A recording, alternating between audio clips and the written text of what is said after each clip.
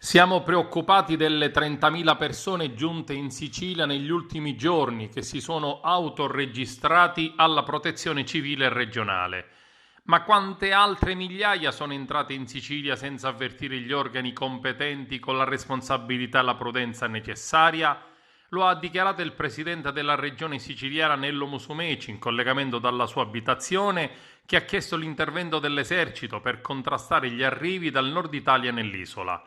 Non si tratta di mettere carri armati sulle strade, ma di coadiuvare le forze dell'ordine nello scoraggiare gli arrivi dal centro-nord, ma anche da altri paesi del Mediterraneo, visto che la Sicilia è una regione di frontiera.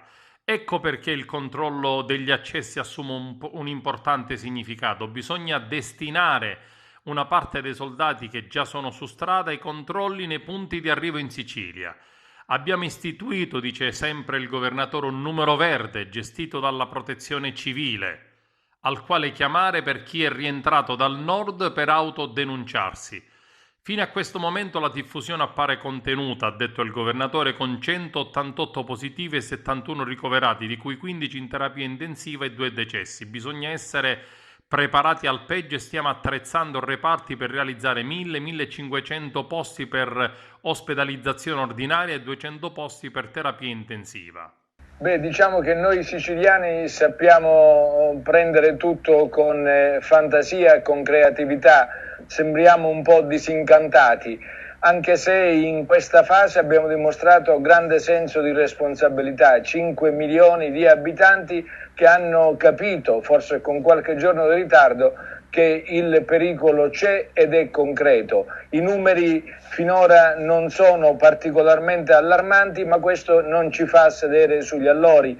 Abbiamo i numeri aggiornati, 188 positivi, soltanto 15 in terapia intensiva, i ricoverati sono 71, 2 decessi purtroppo.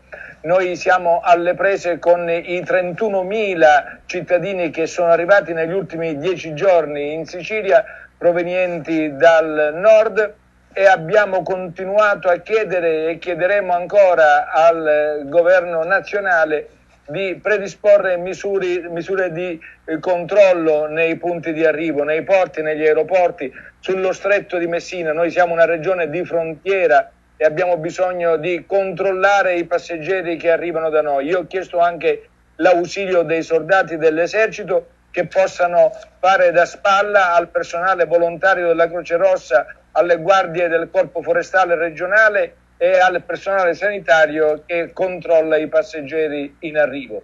Stiamo prevedendo anche il cosiddetto piano B, se posso ancora per qualche secondo illustrare il nostro programma. È un piano di contrasto, naturalmente immaginiamo altri 200 posti di rianimazione, riconvertendo alcuni reparti degli ospedali pubblici e raggiungendo accordi anche con gli ospedali privati. Voglio ringraziarli perché stiamo ricevendo tanta disponibilità. Il nostro bando per reclutare personale sanitario e parasanitario dà ottimi risultati, oltre 600 infermieri già si sono iscritti e sono pronti a prendere servizio in caso di emergenza e 140 medici.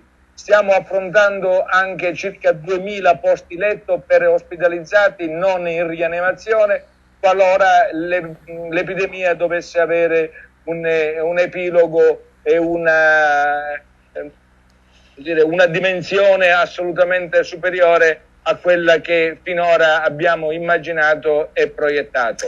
Siamo pronti a tutte le evenienze, ma naturalmente chiediamo grande senso di responsabilità. Chi è arrivato dal nord lo dica, firmi l'autodenuncia, l'autocertificazione, si metta in quarantena, consulti il medico di famiglia.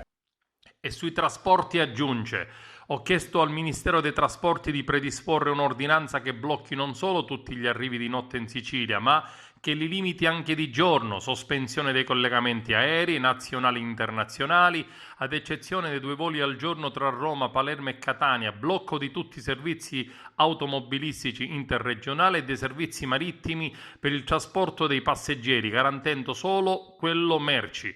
Con Roma sarà mantenuto un solo treno Intercity al giorno. Il governatore ha chiesto al ministro della Salute Speranza i necessari controlli sanitari alla partenza, sia per i passeggeri che per i conducenti di mezzi di trasporto di merci.